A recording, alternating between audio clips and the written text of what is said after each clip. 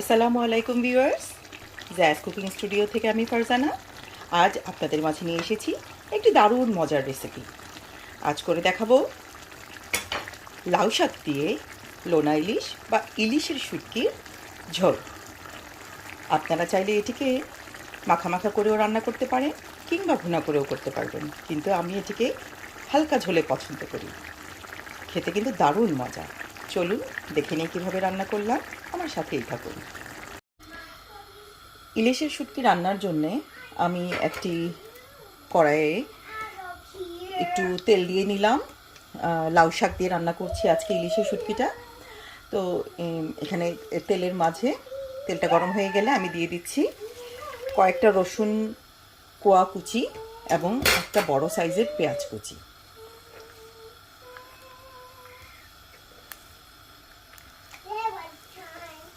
একটু বড় সাইজের পেঁয়াজ কুচি একটা, এগুলোকে একটু ভেজে নিব।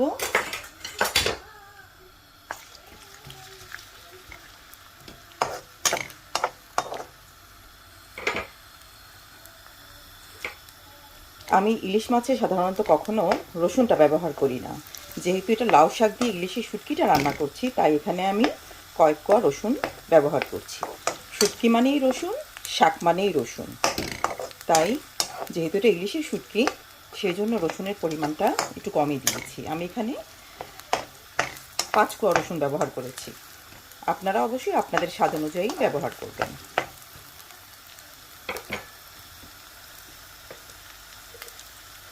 দিয়ে দিচ্ছি পরিমাণ মতো হলুদের গুঁড়া এবং পছন্দ অনুযায়ী লাল মরিচের গুঁড়া। এখানে আমি ব্যবহার করছি কাশ্মীরি লাল মরিচ।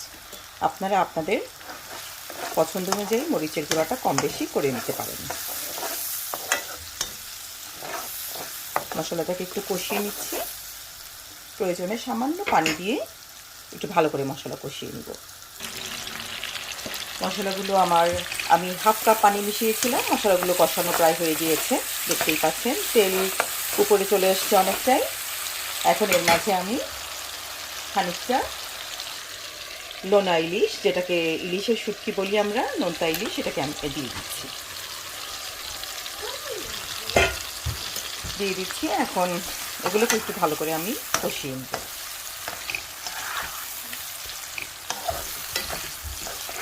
ভালো করে কষিয়ে নেব। মনে রাখবেন লোনা ইলিশে কিন্তু যথেষ্ট পরিমাণ লবণ থাকে, তাই লবণের পরিমাণটা খুব বুঝে শুনে অ্যাড করতে হয়। আর আরেকটা কথা, লোনা ইলিশের গায়ে প্রচুর বালুও থাকে। আমি এই ইলিশটা নেয়ার আগে খুব বেশ কয়েকবার ধুয়েছি। ধুয়ে এগুলোকে আমি ঠান্ডা পানিতে আমি ভিজিয়ে রেখেছিলাম, গরম পানিতে ভিজাইনি, তাহলে ইলিশের যে একটা সুন্দর একটা মানে তেলতেলে ভাব বা একটা উপরের একটা আবরণ, সেটা চলে যাবে পানির সাথে, গরম পানির সাথে। তাই ঠান্ডা পানিতে ভিজিয়ে রেখেছি যাতে বালুগুলো নিচে পড়ে যায়, এবং এভাবে ভিজিয়ে আমি কয়েকবার রেখে পানিগুলো ফেলে ধুয়ে নিয়েছি যাতে বালুর পরিমাণটা না থাকে। চেষ্টা করেছি, বাদ বাকিটা তো রান্নার পরে বোঝা যাবে। যাই হোক, মাছগুলো একটু ভালো করে 4-5 মিনিট আমি একটু কষিয়ে নিচ্ছি। আমার কষানো হয়ে গেছে, দারুণ সুন্দর ইলিশের ফ্লেভার বেরোচ্ছে ভিউয়ার্স। আমি এখন শাকগুলো অ্যাড করে দিব। এখানে আমি শাকগুলো ধুয়ে রেখেছি, লাউ শাকগুলো একদম ফ্রেশ লাউ শাক পেয়েছি। এখন আমি শাকগুলো অ্যাড করে দিচ্ছি। শাকগুলো আমি দিয়ে দিয়েছি। আমার কড়াইটা একদম ফুল হয়ে গেছে। এখন এই অবস্থায় আমি নাড়াচাড়া করতে যাব না, আমি ঢাকনা দিয়ে ঢেকে রাখবো। শাক থেকে পানি ছেড়ে দিয়ে একটু পরেই শাকগুলো কিছুটা চুপসে যাবে, তখন আমার নাড়াচাড়া করতে ইজি হবে। এখন নাড়াচাড়া করতে গেলে দেখা যাবে আমার কড়াইয়ের বাইরে অনেকগুলো পড়ে গিয়েছে। তো আমি অপেক্ষা করব কয়েক মিনিট, শাকগুলো যাতে চুপসে একটু পানি বেরিয়ে আসা পর্যন্ত। আমি শাকগুলোকে নেড়ে দিয়েছি। দেখতেই পাচ্ছেন শুরুতে আমার কড়াইটা একদম উপচে গেলেও এখন কিন্তু অনেকটাই চুপসে গেছে শাকগুলো। আমি ভালো করে নেড়ে দিয়েছি এবং শাক থেকে যথেষ্ট পরিমাণে পানি বেরিয়েছে। আমি সামান্য একটু ঝোল রাখবো, তাই আমি হাফ কাপের মতো পানি অ্যাড করেছি। আপনারা আপনাদের পছন্দ অনুযায়ী প্রয়োজনে পানি ব্যবহার করবেন, না করলেও চলবে। তো চুলার আঁচটাকে মিডিয়াম রেখে আমি এটিকে রান্না করে নিব শাকগুলো সিদ্ধ হওয়া পর্যন্ত, এবং আমার পরিমাণ মতো ঝোল আসা পর্যন্ত। আর লবণটা অবশ্যই চেক করে যতটুকু অ্যাড করার আপনারা অ্যাড করে নেবেন। সো এখন আমি ঢেকে রান্না করব আরও 5 থেকে 7 মিনিট। ভিউয়ার্স, হয়ে গেল আমার খুবই মজার লোনা ইলিশ বা ইলিশের শুটকি দিয়ে লাউ শাক রান্না। লাউ শাকগুলো ছিল একদম কচি, ডাঁটাগুলোও কচি, সেদ্ধ হয়ে গিয়েছে।